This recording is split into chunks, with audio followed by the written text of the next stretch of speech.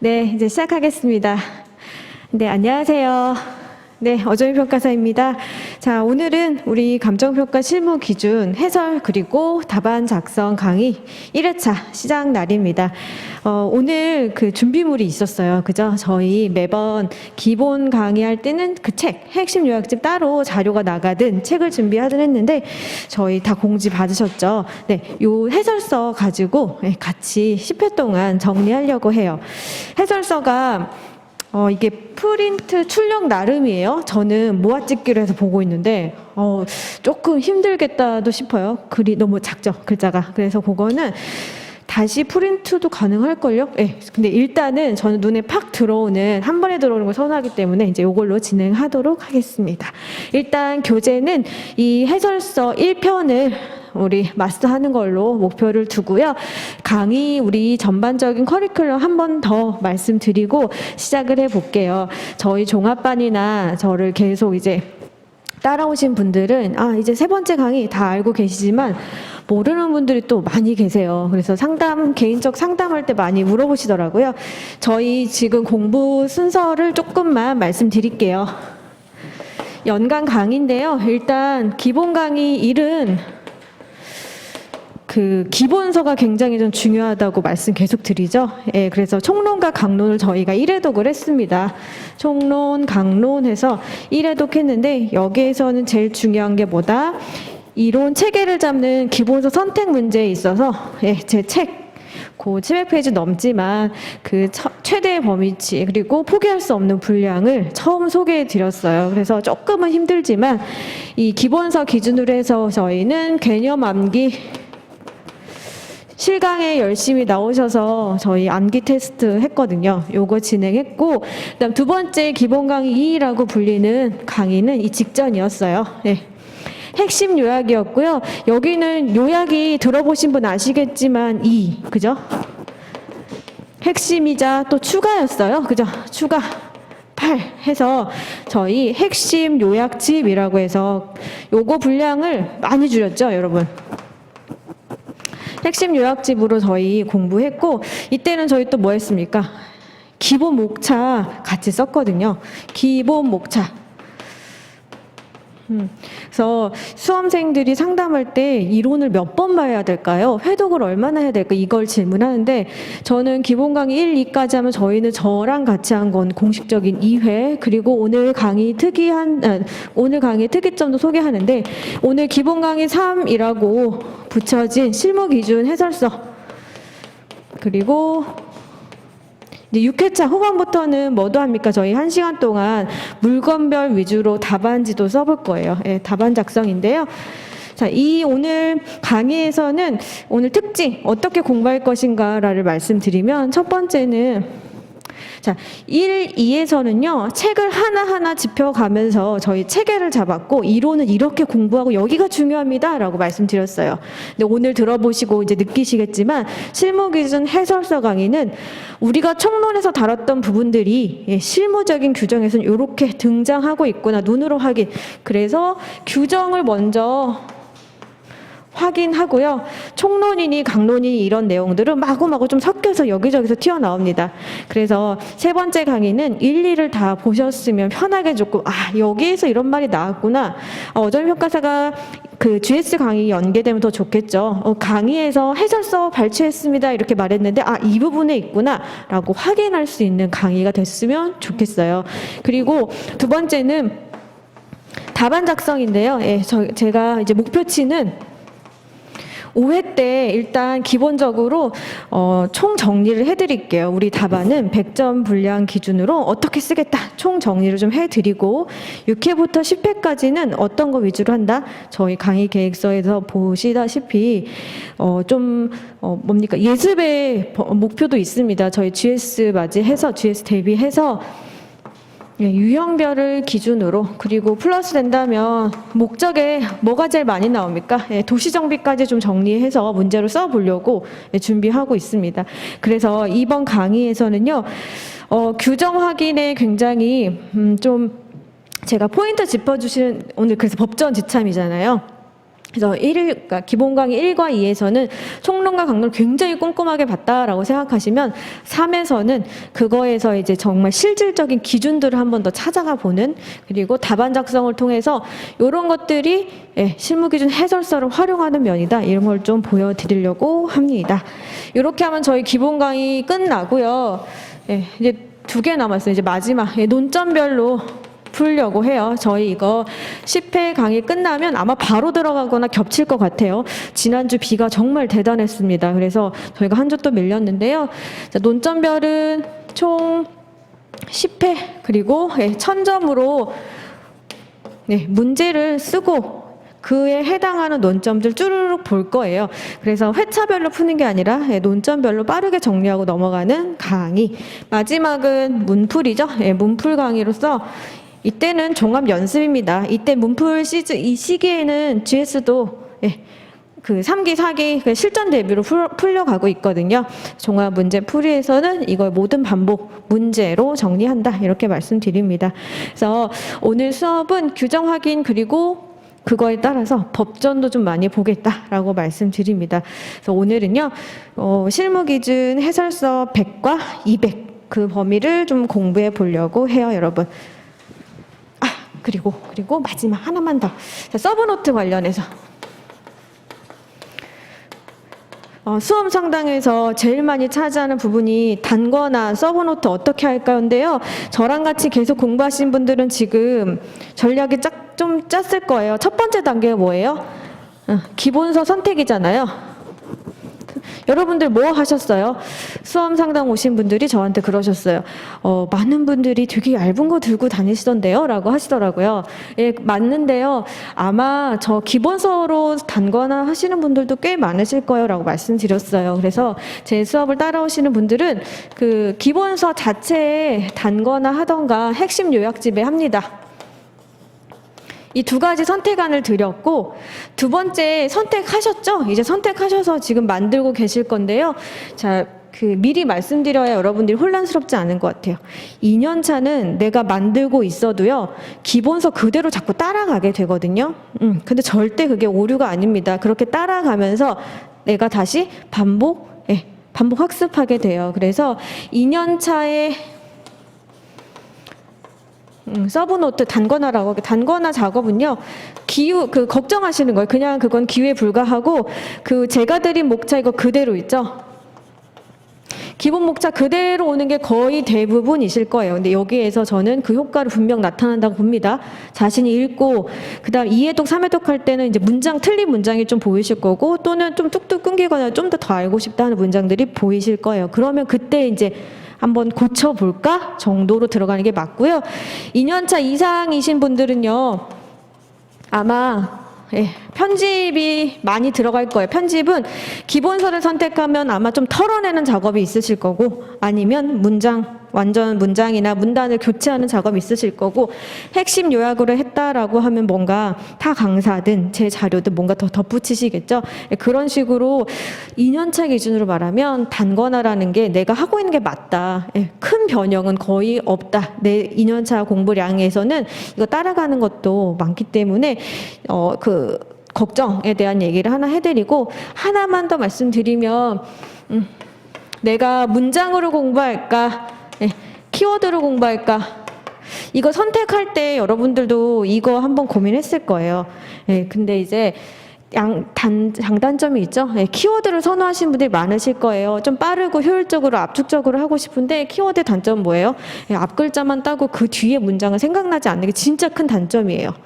근데 기본서는 양은 처음엔 많은데 문장의 흐름 따라 쭉쭉 읽어 내려가면 그게 내가 잡고 암기 안 했는데요 라고 하지만 암기 계속 되어 가고 있다, 저는 봅니다. 그래서 아시죠? 결론적으로 저는 기본서의 문장으로, 그게 너무 버겁다 라고 하면 요약집으로 하지만 너무 많은 앞글자와 키워드로는 접근하지 않는다. 이게 시험장에 마지막 들고 갈 자료잖아요. 시험장 들고 가는데 이제 문장으로 읽어야 똑같이 답안지에 이렇게 현출하고 나오시니까, 서브노트 만드는 방법은 또 개인적으로 한번 질문해 주시면 제가 구체적으로, 사람마다 너무 많이 다르니까 이렇게 알려드리겠습니다. 일단 상담에서 많이 고민했던 서브나 어떻게 할까에 대한 얘기를 한번 해드렸습니다. 자, 그러면 오늘 본론으로 들어가죠. 네, 총칙 100번대 같이 보겠습니다, 여러분. 자, 이게 실무 기준은요, 여러분, 제가 그 유형별 들어가면 표를 한번 나눠 드릴게요. 개정이 거의 그 뒷부분 유형별에서만 실무 기준만 개정됐고, 해설서는 이때 나온 이후로는 큰 개정은 없었어요. 그래서 조금 고쳐야 할 부분이 있는데, 첫 번째로 고쳐야 할 부분은 법률명입니다. 법률명. 우리 3쪽 보시죠. 100총칙. 총칙 1 목적이 나오는데요. 자, 우리 공부 루틴을 말씀드릴게요. 저랑은 해설서를 쭉 읽고 제가 체크하는 부분에 표시를 해 두시면서 자기 기본서에 좀 옮기는 작업을 하시고요. 법전은 실무 기준은 같이 읽지 않습니다. 다른 것들을 읽고요. 돌아가서는요. 복기를 뭘 하시면 되죠. 그러면 해설서를 펼쳐놓고 실무 기준 건드리지 않았잖아요. 공부 시간에는. 그거 다시 한번 체크하면서 해설서 같이 보시면 됩니다. 자, 1 목적편 보시죠. 이 기준은 여기 법률명 바뀌었죠. 예. 부동산 가격 공시에 관한 법률 끊고 그리고 우리 법 감정평가 및 감정평가사에 관한 법률입니다. 그래서 부동산 가격 공시법 얘는 이제 추후에 뒤에서만 많이 나오고요. 얘죠. 감정평가법.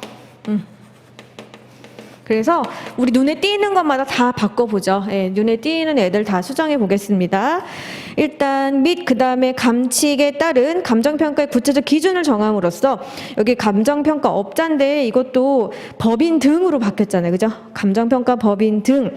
감정평가를 수행할 때 이 기준을 준수하도록 권장의 별표입니다. 여러분 권장하여 감정평가의 이 키워드 공정성, 신뢰성을 제고하는 것을 목적으로 한다.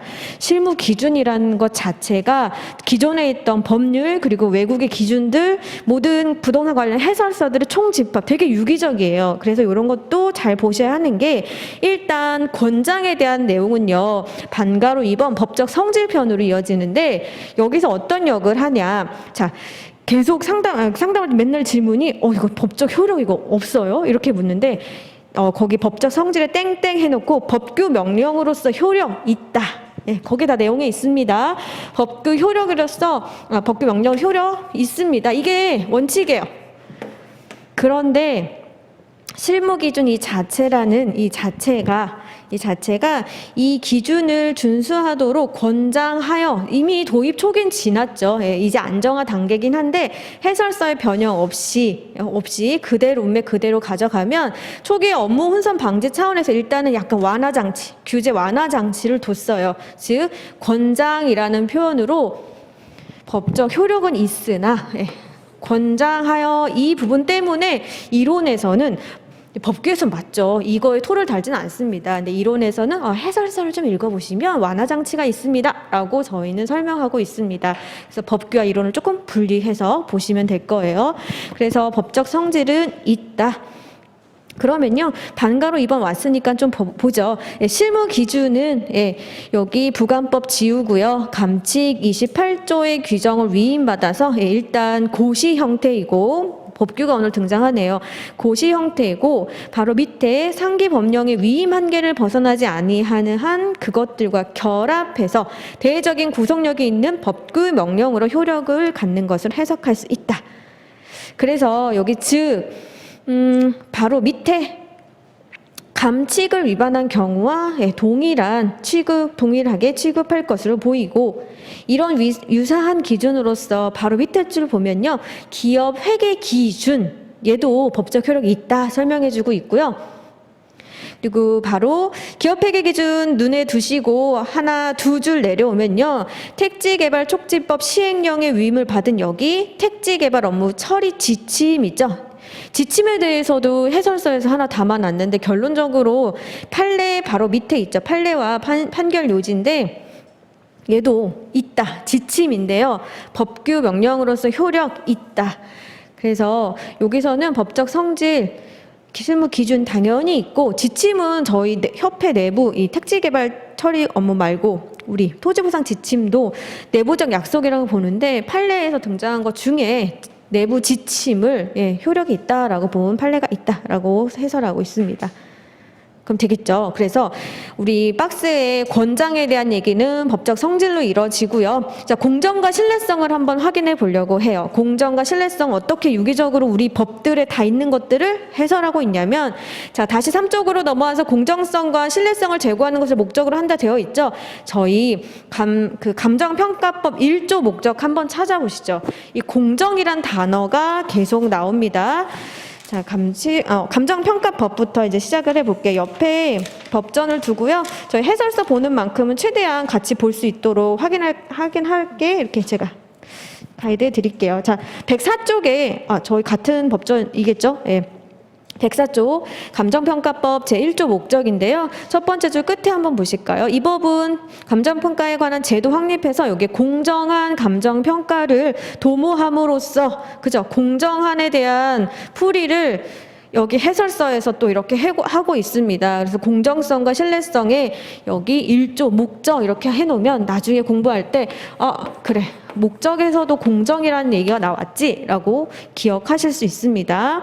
자, 규정의 취지로 한번 넘어가면 대부분 해설서는 같은 패턴이에요. 아시죠? 1. 규정의 취지를 설명하되 목적에 있는 거 그대로입니다. 세 번째 줄 감정평가의 공정성과 신뢰성 높이는 것으로 하겠다. 자, 여기에다가 하나 더 쓰죠. 감정평가법 4조에 따르면 직무, 네, 직무입니다. 직무에 관해서 어떻게 했는지 저랑 한번 밑줄 쳐보죠. 감정평가법 4조 직무입니다. 자, 1항은요, 타인의 의뢰를 받아 토지 등을 감정평가하는 것을 그 직무로 한다. 알고 있어요. 2항 보시죠. 2항. 감정평가사는 공공성을 지닌 가치평가 전문직으로서 공정하고 객관적으로 그 직무를 수행한다. 그래서 공정에 대한 얘기를 해설서는 더 뽑아서 담고 있죠. 공정과 신뢰에 대한 얘기고, 신뢰성은요 뒤에 외국 기준에서 등장합니다. 공정에 대한 얘기를 1조와 4조로 할 수 있고, 자, 주요 내용 들어가죠. 우리가 이거 왜 만들었는가? 이 얘기는 추측 가능하시죠. 반가로 1 도입 배경인데요. 도입 배경. 일단 감칙은 1989년에 제정 운영되었다. 이때 들어왔네. 이 정도로 아시면 되고, 세 번째 줄 끝에 그 감칙의 한계를 얘기하는 구체적 사안들요. 세 번째 줄 끝에 보시죠. 감정평가 이론과 기법의 발전, 시장의 개방, 부동산 증권화, 국제평가 기준 제정, GIS를 비롯한 정보통신기술의 발달 등 감정평가 시장 환경이 크게 변화하고 있었다. 하지만 우리는 감칙 몇 줄 안 되는 그 조항에 따라서만 그러니까 규칙을 만들어놨기 때문에 현실적으로 굉장히 부족했죠. 자, 그렇게 해서 4쪽으로 넘어와서 새로운 실무 기준을 제정했고, 감정평가의 구체적인 기준을 마련하고자 했다. 이렇게 제정 이후 도입 배경은 감칙상의 실무 적용상의 한계에 부딪혔기 때문에 구체화했다. 이렇게 이해하시면 됩니다. 넘기시죠. 넘겨서 외국의 감정평가 기준 이 부분 있죠. 이 부분 한번 보실게요. 자, 외국의 감정평가 기준인데요. 우리는 기본서에서 항상 말씀드리지만 어디와 어디? 일본과 미국 기준을 많이 우리가 가지고 왔다라고 말씀드립니다. 근데 첫 번째 반가로 1번 국제평가 기준, 여기도 당연히 많이 가지고 오죠. 그래서 이 순서대로 한번 해설해 볼게요. 두 번째 줄 보면요. 첫째, 담보 일반거래 소송 조세 관련 여기 평가의 신뢰성을 높이고, 이런 식으로 우리 기준이 많은 외국 기준들도 공부하셔서 제정된 거예요. 그죠? 그래서 거의 같이 돌아갑니다. 그래서 평가 신뢰성을 얘기하고, 자, 우리가 가지고 오는 두 번째 미국 중심입니다. 여기 통일 전문 평가 실무 기준에서 우린 답안지에 USPAP라고 약자를 쓰게 돼요. 여기 두 번째 줄 보시죠. 평가 실무 시 높은 수준의 공공성과 여기 신뢰성을 유지하고 증진하는 데 있다. 우리랑 같죠? 같습니다. 그리고 맨 밑으로 내려서 반가로 4, 일본 보시면요. 일본의 부동산 감정평가 기준이라고 명칭이 있고, 여기 세 번째 줄 보면 일반인에게 신뢰성과 실용성을 의심받게 되므로 능력을 향상시키고, 이런 용어가 나오고 있어요. 외국의 감정평가 기준은 우리와 크게 다를 바는 없다. 그리고 영국은 레드북이라고 하고요. 릭스라는 약어로 부르면서 저희는 2번과 4번을 기준으로 이제 저희가 많이 같이 이야기를 합니다. 그래서 미국 기준으로는요, 두 가지가 등장하게 될 거예요. AI는 감정평가사가 가장 많이 속해 있는 단체고요. 그냥 감정평가사 단체라고 보시면 되고요. 미국은 우리나라와는 달리 우리나라는 되게 좁고 자격을 공적으로 뽑고 이러잖아요. 근데 미국은 주마다 다른 규정, 다른 뭐 제도 이런 것 때문에 공식적으로 감정평가사를 선출하는 그런 시험은 없다. 그런데 감정평가사들이 가장 많이 모인 단체가 내는 기준에 따라서 움직이겠죠. 그런데 1980년대 후반 보면 미국도 한번 부동산 불황이 옵니다. 그때 지적된 게 뭐냐? 너네 단체들 평가 잘하고 있나? 평가 부실에 대한 지적이 마구마구 들어와요. 그래서 그 다음에 등장하는 게 지금 보시는 여기 통일 전문 있죠? 그게 감정평가재단이라고 해서 AI는 그냥 사람들이 모인 단체라고 생각하시면 되고요. 감정평가재단은 연방 차원, 모든 주를 관리하는 차원에서 지금 보고 있는 유스팝을 기준으로 내게 됩니다. 그래서 우리가 많이 볼 거 AI는 이렇게 얘기하고 있고 유스팝은 이렇게 얘기하고 하는데 조금 더 중심은 이제 모든 주를 총괄하는 감정평가재단에서 얘기하는 규정, 이 기준이 저희가 이제 이론에서 많이 쓰게 될 거다라고 말씀드립니다. 그리고 이제 뒤에는 일본은 우리가 실무기준 제정한 이후로는 시장 가치를 보면 알 수 있듯이 무게 추가 미국 쪽으로 많이 기울었어요. 예, 일본 거는 제정되기 전에 감칙만 공부할 때는요. 저 위에 선배들은 일본 해설서 있죠. 그것까지 다 보셨거든요. 근데 이제는 우리 걸 기준으로 하되 이쪽 미국식의 이론이 많이 들어와 있다. 뭐 이렇게 설명드립니다. 그래서 기준 한번 여기 읽어보시고요. 자, 그다음 6쪽으로 넘어가면 정의가 쭉 나와 있어요. 그죠? 정의죠. 1호부터요. 저희 7쪽으로 오면요. 16호까지 나와 있는데 각각의 내용들은 7, 8쪽부터 등장하게 됩니다. 구체적인 거. 그거 한번 같이 해설해 보면 될 것 같아요. 1. 규정의 취지 보시면요. 여기 보시면 여기 대부분의 용어 두 번째 줄 이제 알고 들어갈게 이제 부감법이라고 했지만 이제 분리해서 보면 감정평가법과 이제 등장한 감정평가법과 감치 그리고 부공법 다 유사하게 다 되어 있다. 이걸 하나 캐치를 하시고 미묘한 차이나 우리가 뭐 정리해야 될 것이나 이런 거에 집중하시면 됩니다. 자, 주요 내용의 반가로 1 토지 등입니다. 토지 등. 저희 양가로 1 개념 보시면요. 개념 보시면 어디서 나올까? 쭉 긋고 감정평가법 2조 정의 1호에서 나옵니다. 2조 1호. 그래서 옆에 법전도 뭐 쳐도 되고요. 토지 등이란 토지 및 그 정착물 끊고 동산 끊고 그 밖에 대통령령으로 정하는 재산 그리고 기타 재산이라고 보시면 돼요. 대통령령으로 넘어가면 기타 재산 이렇게 규정돼 있습니다. 그리고 이들에 관한 소유권 외의 권리를 말한다. 그리고 8쪽에 두 번째 문단 있죠. 뭐 기존의 부감법, 시행령 어쩌고 저쩌고 쭉 나와 있는데요. 그 부분은 밑에서 세 번째 줄 보면요. 자, 광업재단과 공장재단 하나로 합쳤다는 얘기를 해요. 예, 그러니까 공장법 이런 게 아니라 재단. 하나의 공장을 바라봤을 때 토지, 건물, 이와 관련된 모든 것들 하나의 담보로 잡을 수 있도록 재단법으로 묶었고 그리고 여기서 말하는 건 광업이나 공장이나 똑같다. 즉 밑에 세 번째 줄 이 기업의 재산 일체를 하나의 담보물로 허용하는 이건 똑같기 때문에 즉 공통의 목적을 가지고 있어서 바로 밑에 공장 및 광업재단 저당법으로 통합 개정되면서 실무 기준도 같이 얘기하죠. 공장 및 여기 광업재단 저당법 그 얘기하고 있습니다. 자, 그 다음 양가로 2번 토지보상법이 등장했네요. 여기서 미묘한 차이인데요. 미묘한 차이는 어떤 걸 얘기하냐면 두 번째 줄 끝에부터 보상평가는 보상을 목적으로 감정평가를 하는 한 분야이므로 즉 보상의 특수성을 고려해 보면요. 논리상으로 보상평가의 대상은 당연히 감정평가의 대상이 된다. 그런데 실무 기준은 보상에 나열한 것들은 나열하진 않았다 그 얘기를 합니다. 그래서 구체적으로 나열되지 않은 네 번째 줄 끝에 물의 사용에 관한 권리, 토지에 속한 흙돌 모사에 관한 권리 등 이런 것들은 다 어떻게 처리했다? 그 밖에 물건에 준하는 권리에 속하고, 그죠? 우리가 그래도 이 첫 번째는 그럴 수 있죠. 똑같지만 법의 특수성 때문에 규정이 안 된 것뿐이고, 밑에서 두 번째 줄 무형자산 가치죠. 영어권 말고 법률적에 근거한 저작권, 산업재산권, 지식재산권 등 이런 것들은 공익사업으로 인한 손실보상이 되지 않기 때문에 여기 토지보상법 등에 규정하지 않았다라고 배제되어 있다라고 해설하고 있습니다.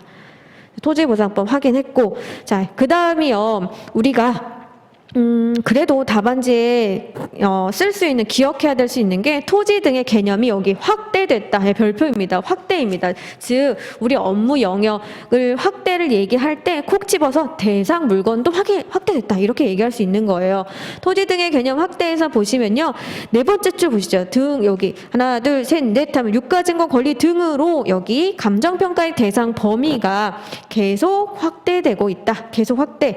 그래서 예시로 든 게요. 여기 동산 채권 등의 담보에 관한 법률, 지식재산 기본법 시행 이렇게 나와 있는데, 여기 동산 담보 있죠. 동산 담보는 시행된 지는 오래됐는데 현실적으로는 그렇게 활성화되지 않았어요. 이 동산 담보는 중소기업들, 즉 현금 보유가 조금 미약한 그런 기업들이 동산 이용해서 대출 받을 수 있도록 마련했지만 조금 시행은 좀 어려웠고, 여기 지식재산 기본법은 지금도 이거를 담보로 나가긴 조금 리스크하죠. 그러니까 지식재산에는 뭐가 들어있겠어요? 특허권 이런 것들이요. 특허권, 무형자산, 기술가치 이런 것들 범위는 있지만 현실적으로는 그렇게 활성화돼서 돌아오고 있지는 않습니다.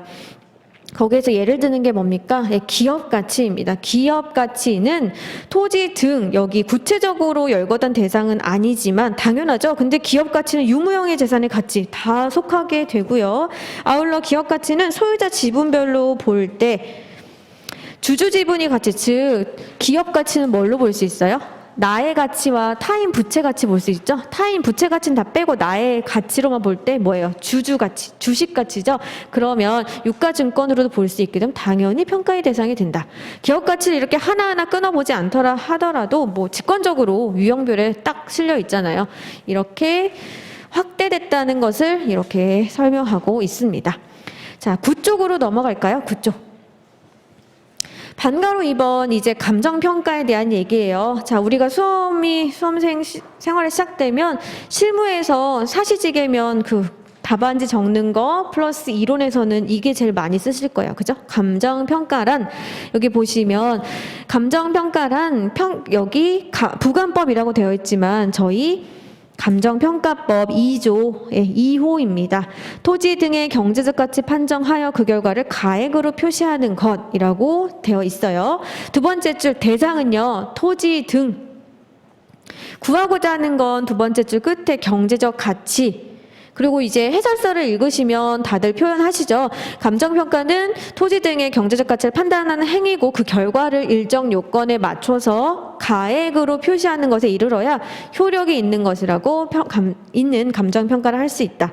즉 2조 2호에 따른 감정평가에 플러스 해설서는 일정 요건까지 다 갖춰야 감정평가다라고 말하고 있습니다. 그 다음이요. 여기 유스팝에서는 가격과 가치를 명확히 구분하고 있다라고 해서 가격, 가치, 가액에 대한 얘기가 나오는데요. 이 부분은 어디 우리 이제 돌아가서 복기를 한다라고 하면 3장에 어디? 03 부동산 가격 가치. 일반 재화처럼 부동산도 수요와 공급에 의해서 가격이 발생하는 건 동일한데 이게 끝이 아니죠. 이 가격이 재화의 가치를 모두 담고 있다라고 하면 상관없습니다. 그런데 부동산이라는 이 특수성 때문에 여기에 뭐가 들어오게 되죠? 끊임없이 가격 형성 요인, 일지계죠. 일지계가 계속 변화하도록 영향을 미치고 있습니다. 그래서 가격과 가치가 동일하다고 한다면 이 구별할 실익도 없고 논의도 안 되겠지만 이 부동산은 일반 재화와는 다른 가격의 결정 논리를 가지고 있기 때문에 구별하는 게 맞다라고 이론적으로 의견을 내놓고 있고, 이거를 또 좀 실무적으로 뒷받침하죠. 해설서도 우리도 유스팝처럼 가격과 가치를 좀 구분하려고 해서 시장 가치라고 했고, 이하 그 박스 한번 보시죠. 가격, 가치, 가액. 감정평가를 가액까지, 요건까지 지켜야 되는 것으로 정의를 하고 있습니다. 그래서 반가로 1번 보시죠. 가격. 이거 기본서에서 많이 보셨죠? 교환거래에서 매수자, 매도자가 상호 합의한 거래 금액. 그죠? 거래 금액. 맨 끝에 교환의 결과. 교환의 결과로 과거의 값이라고 우리가 얘기합니다. 자, 가치 보시면요. 가치는 피셔의 정의 그대로 씁니다. 장래 기대되는 편익을 현재 가치로 환원한 값.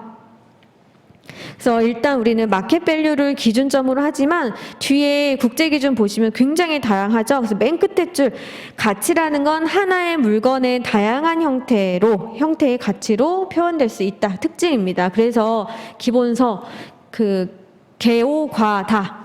가치는 다원적인 개념, 다원성이라고 했던 거 기억나시죠? 그리고 반가로 3번 보시죠. 반가로 3번은 가액 보세요. 가액. 정상적인 거래에서 거래 자산의 화폐로 지불될 수 있는 금액을 표시한 것. 그래서 여기는 사물이 지니고 있는 가치를 의미하거나 매매의 목적으로 주고받는 대가, 되게 포괄적이긴 한데 가액이란 말들은 세법이나 그죠? 세법이나 여기 보시면 다양한 개별 법률 중에 우리 한 3기, GS 3기, 4기 되면 만날 거예요. 가액, 시장 가액 또는 여기 보시는 공급 가액 등등 땡땡 가액으로 많이 등장합니다. 그래서 일단은 가격과 가치를 구별하고 이제 3번 반가로 3번 가액의 두 번째 문단 보시면 결론, 감정평가는 주어진 거래 조건 하에서 교환 거래를 상정할 경우 그 결과로 나타날 수 있는 일단 값을 찾아내는 과정이고, 결국은 대상 물건의 여기 경제적 가치를 판단해서 마지막 맨 끝에 줄 가액으로 표시하는 과정으로 얘기할 수 있습니다. 그래서 해설서가 소개하는 거는 일단은 가격이 발생하는 걸 찾아내고 경제적 가치라는 건 이게 끝이 아니라는 거죠. 일지계 등 부동산에 영향 미치는 것들을 분석하고 그것을 가액으로 표시하면 그것이 감정평가다라고 얘기할 수 있습니다. 그래서 여기 기본서 3편의 3 한번 보시면 될 거고요. 자 10쪽으로 넘어가죠. 네. 감정평가의 사회성과 공공성인데요. 자, 이 부분은 더 쉽게 받아들일 수 있는 게 우리 기본서에서 읽었던 문장 그대로입니다. 그래서 여기 복습이죠. 네. 시장경제체제에서는 자원의 배분은 가격을 매개로 형성되는데 잘 안 된다. 그 얘기를 하고 있죠. 시장 불안전, 정보의 비대칭 등으로 가격 형성 메커니즘이 제대로 작용하지 않을 경우 효율적 자본 배분이 되지 않아서 손실이 발생. 그래서 저희는 자원의 최적 배분, 사회적 후생 증진 위해서 감정평가는 이렇게 큰 의미를 담고 있다. 사회성과 공공성을 가지고 있다. 표현하고 있습니다. 그래서 감정평가 지금 우리 어디 보고 있어? 1. 개념 뭐 이런 것이다. 2. 하고 그럼 여기 사회성과 공공성 보면 기본세 어떤 거 떠오르세요? 감정평가의 특징이라고 저희 목차 잡아서 했던 거 기억나시죠? 사회성, 공공성 1등이고 그죠? 그 다음에 전문성도 있었고 추정성, 공정성 등등 감정평가를 설명할 수 있는 특징을 한 번 더 리뷰해 보시면 됩니다. 자, 그 다음 10쪽으로 가서 반가로 3번 보시죠. 반가로 3번 시장가치입니다. 이거는 우리 GS GS 3주차에서 시장가치 개념 요소를 써봐라 라고 했거든요. 예, 이걸 한번 읽어보시면 그때 답안지가 이런 문장들을 담았구나, 이게 겹치실 거예요. 자, 양가로 1번 보시죠. 정상가격에서 시장가치로 변화했다라는 내용을 쓰고 있는데 우리 이거 세 가지 기억나시죠? 왜 우리가 시장가치로 왔을까? 세 가지 기억나세요? 첫 번째, 가격과 가치 구별해서 본질에 좀 부합하도록 하겠다. 기억나시죠? 이 문장? 예, 가격과 가치를 좀 구별하고 경제적 가치, 즉 감정평가의 대상이 가치임을 좀 더 확실하게 나타내겠다. 이거 있었고, 두 번째는 국제적인 기준에 국제적 기준에 부합하려고 한다. 거기 보시면 일본, 중국, 대만 이런 동아시아 국가 외에는 모두 가치를 사용하고 있다. 그래서 마켓밸류라는 그 국제적 기준에 우리도 라인을 맞추려면 우리도 변화해야 된다. 그거고 마지막 3번은 수요에 대응한다는 얘기를 적어줄 수 있어요. 수요에 대응한다는 좀 함축적이긴 한데 자, 시장 가치 만들어 놨고 그 다음에 또 뭐 규정했어요? 네, 외의 가치 뒀잖아요. 그래서 우리는 시장 가치를 기준하지만 다양한 시장 가치가 아닌 가치들도 다 할 수 있도록 수요에 대응할 수 있도록 우리가 좀 바꿨다라는 말을 쭉 하게 돼요. 그래서 결론적으로 우리는 어디서 넘어왔냐? 정상 가격이라고 부르던 거에서요. 시장 가치로 넘어왔습니다. 시장 가치. 그래서 일단 이론에서 제일 중요한 게 실무적으로는 아마 오래된 평가사 분들이나 오래된 선배님들, 이사님들은 설마 이젠 아시겠죠? 이제 시장 가치를 변화했다라는 걸 좀 인지를 못했거나 중요성을 좀 낮게 봐요. 왜냐하면 업무는 달라진 게 없으니까. 근데 이제 이론적으로는 이게 굉장히 큰 이슈잖아요. 가격에서 가치로 변했고 시장 가치 또는 외의 가치를 얘기하고 있으니까. 그래서 얘는 해설을 굉장히 좀 잘 읽어보되 오늘 개념 요소를 이렇게 설명하는 걸 잘 읽어보되 우리 GS 연기 3주차 답안지로 다시 한번 복습해 보세요. 우리는 답안지에 몇 줄로 적어야 끝이 나잖아요. 그러니까 여기 해설서를 제일 정확하게 담은 건 우리 3주차에 풀었던 시장가치 개념이다 라고 말씀드립니다. 자, 어떤 문장이 겹치는지 한번 볼게요. 자, 10쪽의 위에 바로 양가로 2번 시장가치 개념 요소 보이시죠? 자, 여기 보면 어떤 다른 말로도 해설할 수 있어요. 그런데 일단 기준과 해설서를 따라가자 이 말이죠. 1. 통상적인 시장. 2. 충분한 기간 동안 거래를 위하여 공개된 후. 3. 대상 물건의 내용에 정통한 당사자 사이에. 4. 신자 거래가 있을 경우.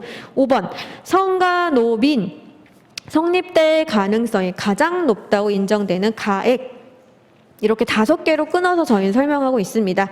자, 11쪽으로 넘어와서 우리는 어떤 부분만 조금 더 신경 써야 될지 키워드 이게 읽어보시면 굉장히 길어요. 이 부분은 제 생각에는 그 기준 만드시는 분들도 그냥 많은 의견, 다른 기준을 좀 실으려는 의도가 아니었나? 라는 생각이 되게 많은 다른 기준을 실어놨기 때문에 좀 문장이 좀 지저분하고 좀 길어요. 그래서 우리는 수험적으로 가져올 수 있는 것만 좀 보려고 해요. 일단 통상적인 시장에서는요.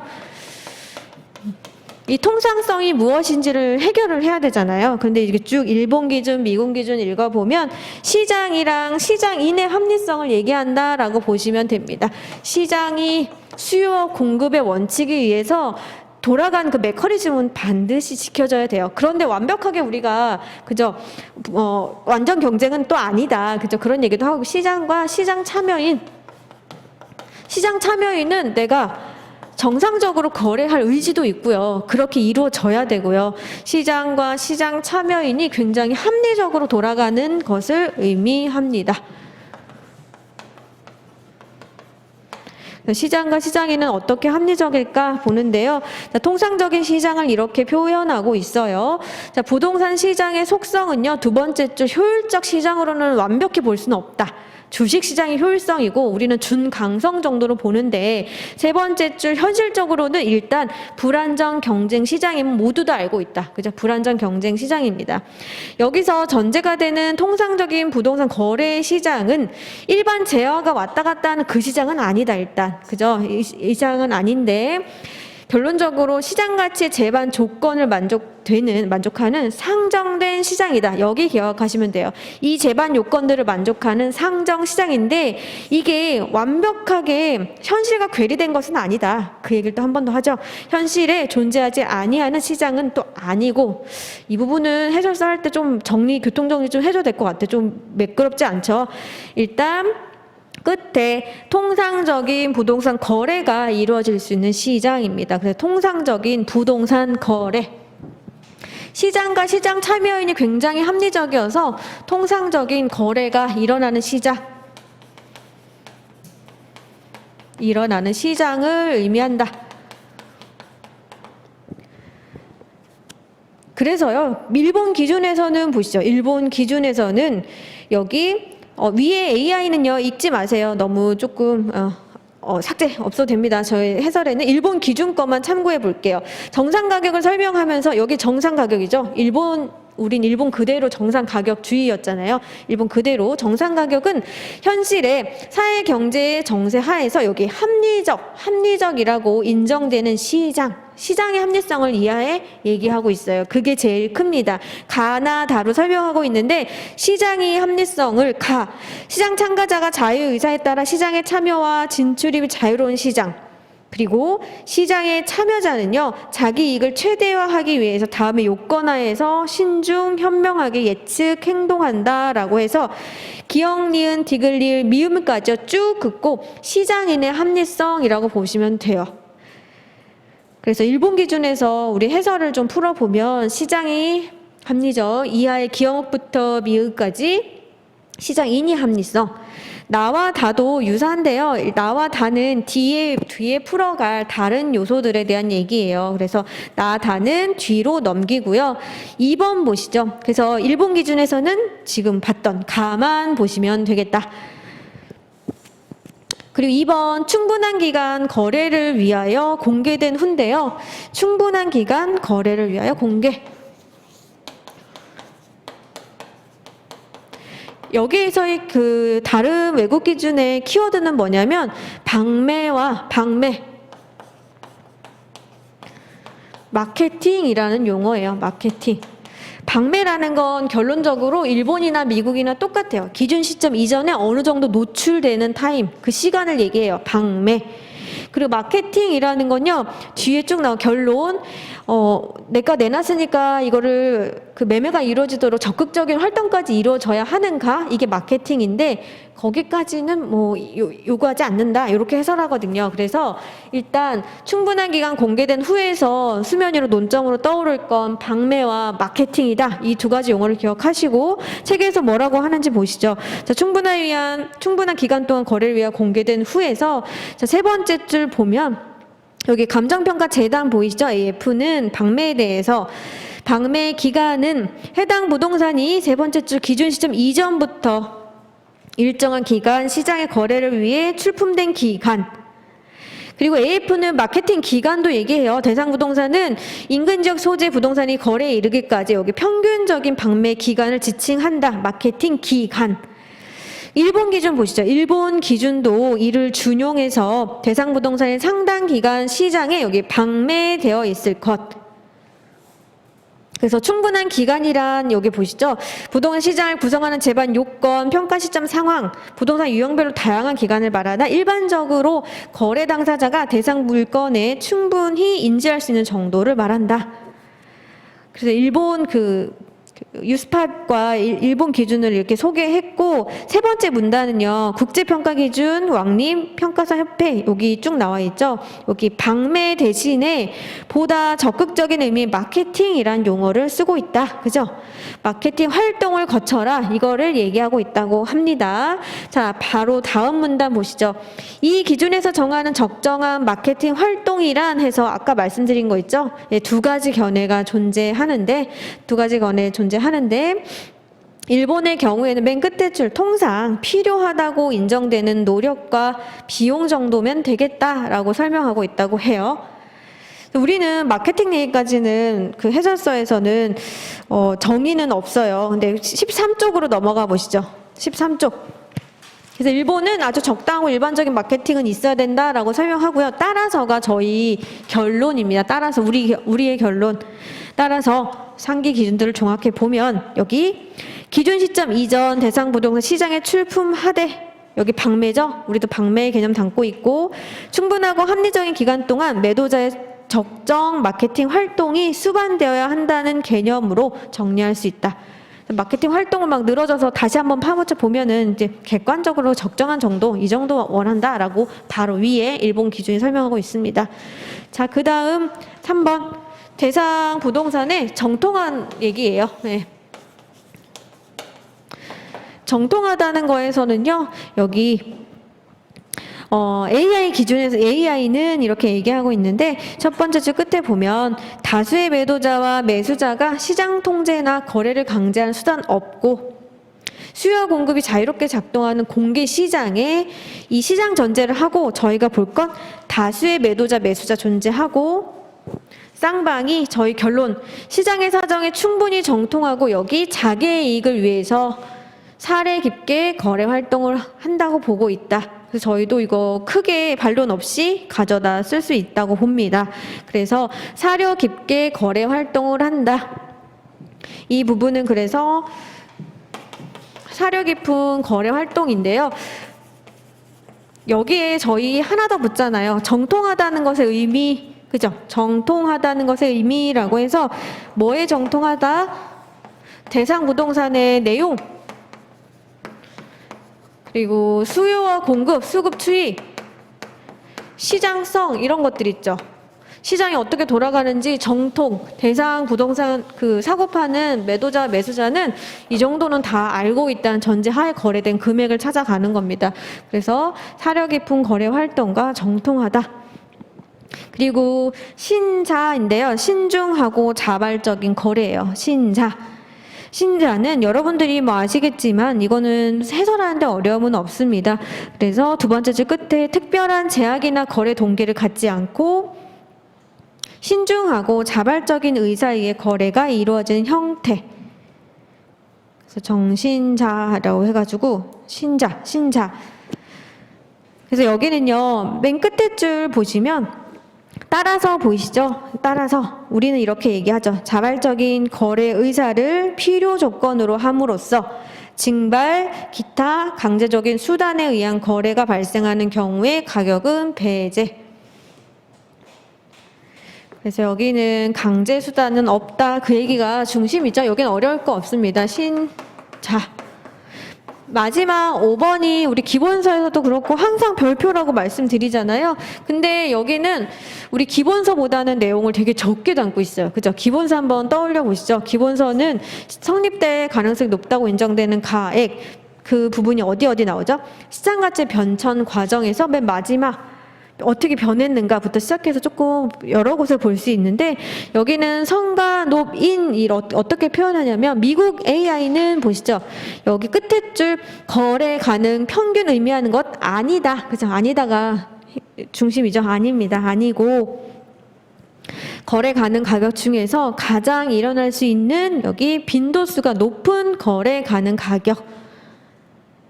그래서 항상 말씀드리지만 우리가 그 부동산 실거래가 신고제도에서 의해서 누적된 그 엄청난 자료값을 하나로 좀 대표값으로 얘기하려고 한다라고 할 때 평균이나 그 중위값 빼고 그 특정 시점에 매도자가 가장 많이 거래할 것 같은 그 최빈의 가격을 찾아간다라고 보시면 됩니다. 그래서 최빈의 가격을 갈 건데 조금 예상 밖으로 세 번째 줄 일본 기준은 형성될 수 있는이라고 정의하고 있고요. 국제기준이나 영국에서는 우리의 평균 중위 최빈값이라고 고려하는 이 확률의 개념을 고려하고 있지 않다고 해설하고 있어요. 그런데 맨 끝에 줄 보면 이런 평가의 가격을 이 확률의 개념, 일어날 것 같은 이 개념을 무시해서는 좀 안 될 것 같다. 그래서 우리는 맨 끝에 줄 성립될 가능성이 높다라는 것으로 해설하고 있다라고 정의하고 있습니다. 그래서 성과 높이는 빈도수가 높은 거래 가능 가격 최빈값으로 밑에서 네 번째쯤 확률 개념을 도입했고, 그죠? 그래서 우리는 가장 객관적이고 실증적인 가치를 잡아내고 있어요. 그래서 이 부분은 성과 높이는 기본서 한 번 더 확인해 보시고요. 여기 키워드 한번 넣어 보실래요? 키워드. 금방 말했던 최빈값. 그리고 뭐예요? 이게 통계학적인 확률 개념 도입. 따라서 우리는 가장 객관적이고 그리고 당위의 가격은 아닙니다. 현재 지금 시점에서 바라보면 당위의 가격은 아니고 객관적이고 현실의 가격이고 그 다음 객관적이고 실증적이고 여기서 또 하나 빠지면 안 되는 게 있어요. 이러한 가격을 구하지만 단순히 통계적으로 돌려서 최빈값 딱 뽑아내는 것은 아니다. 뭐죠? 감정평가사에서 감정평가 사에 의해서 이루어지는 행위고, 그죠?